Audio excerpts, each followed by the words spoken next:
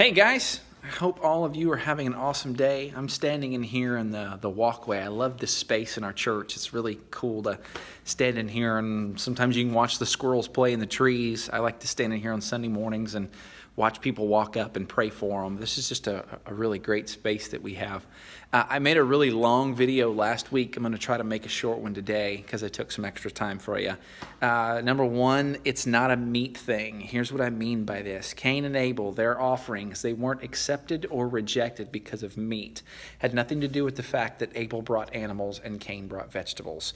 Although we can make some pretty good jokes about, obviously, Cain brought broccoli and God doesn't like broccoli, right? Or spinach or whatever, fill in the blank. It was a best versus not best thing. It says specifically that Abel brought the firstborn of his flock and Cain just brought a load of fruits and veggies. I really think that was the hang up for God. And here's why that's important. See, throughout the rest of the Old Testament law, fruits and veggies and other produce were totally acceptable offerings.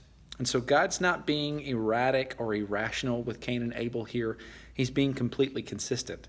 It becomes a best issue, and that was God's anger throughout the Old Testament with the Israelites. It's not that they weren't bringing offerings, they weren't bringing their best. And so I think that's what's going on here. So help them see that. It's not a meat thing, it's a best thing. God wants our best. Number two, there is grace for us in our temptations while we're experiencing it, or even just the fact that we're going to feel lousy because we were tempted. Satan loves to punch us in the gut and say, I can't believe you were tempted to do whatever. You are such a lousy human being. And there's grace there for us.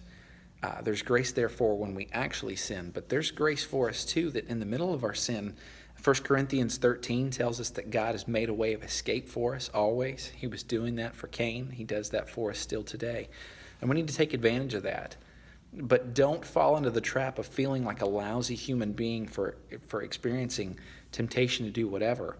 It's what we do with that temptation that matters. And we'll talk about that more a ton in the future. But that's a pretty big deal. But the bottom line, though, is there's grace for us. And that's what kids need to know.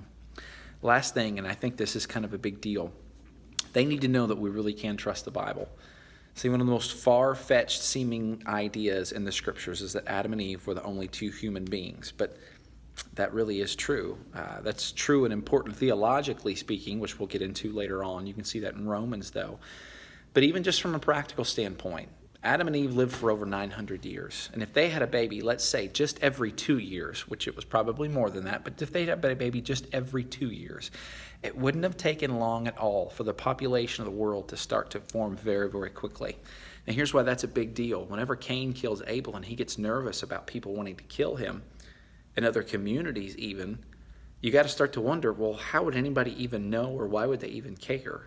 They would have known and they would have cared because they were family.